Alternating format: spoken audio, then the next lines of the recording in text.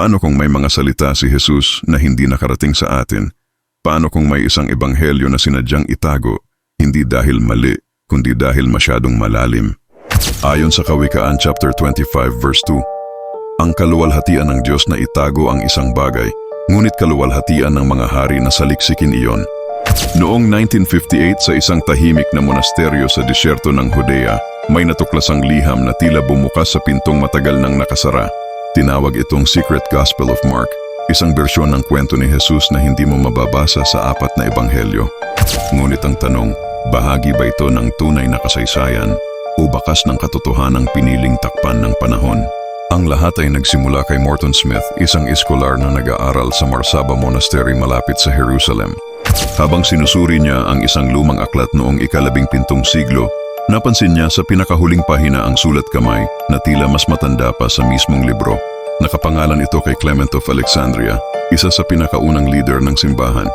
Sa liham, malinaw ang sinabi na may mas lihim daw na bersyon ang Ebanghelyo ni Marcos, isinulat para sa mga handang tumanggap ng mas malalim na aral.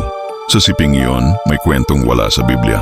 Isang binatang namatay at binuhay ni Jesus, hindi si Lazaro kundi ibang tao. Pagkatapos siyang ibangon, sinasabing tinuruan siya ni Jesus sa gabi tungkol sa kaharian ng Diyos. Para itong eksenang kahawig sa Ebanghelyo ni Juan sa chapter 11, pero may ibang tono, mas personal, mas misteryoso. Ang sabi ni Jesus sa Marcos chapter 4 verse 11, sa inyo ipinagkaloob ang hiwaga ng kaharian ng Diyos, ngunit sa mga nasa labas, ang lahat ay nasa talinghaga. Bigbang sabihin, may mga aral talagang hindi para sa lahat. Dito nagsimulang magliyab ang debate. May mga eskolar na nagsabing baka ito ang nawawalang piraso ng pinakamaagang tradisyon tungkol kay Kristo. Ang estilo ng Griego, ang paraan ng pagkakasulat at teolohiya nito ay tugma sa ika-2 siglo, panahong napakalapit pa sa mga apostol. Pero may mga kumontra na baka raw modernong peke, gawa lamang ni Morton Smith. Subalit may problema, napakahirap pekein ang sinaunang lengguwahe at kaisipan ng ganoon kaperpekto. Sa liham ni Clement, binanggit niya ang isang sekta na tinatawag na Carpocratians na umano'y ginamit ang lihim na ebanghelyo sa maling paraan. Kaya pinayuhan niya na itago ito sa publiko upang hindi maabuso.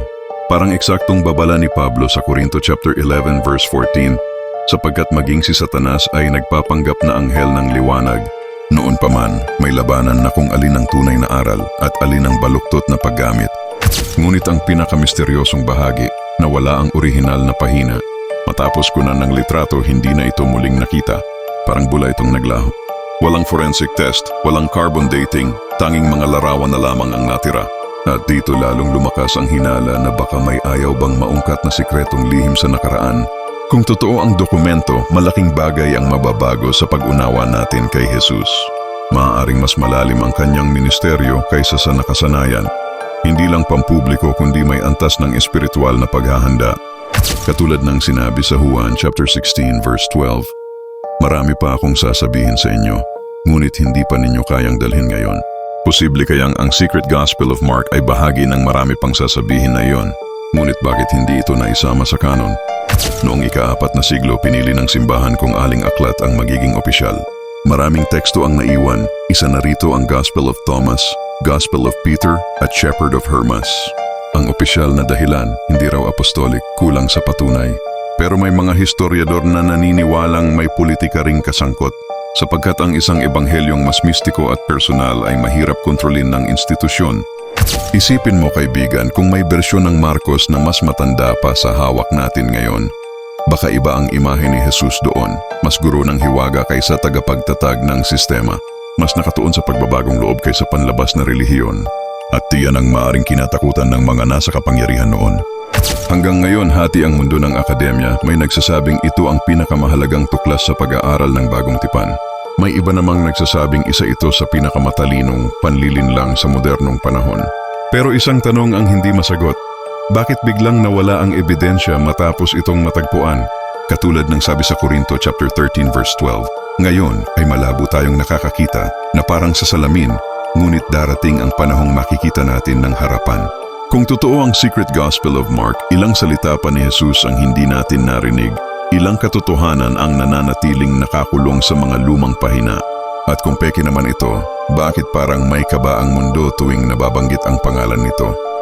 Marahil totoo ang sinabi sa Lucas chapter 8 verse 17 na walang natatago na hindi malalantad at walang lihim na hindi mabubunyag. Baka hindi pa ito ang huling kabanata.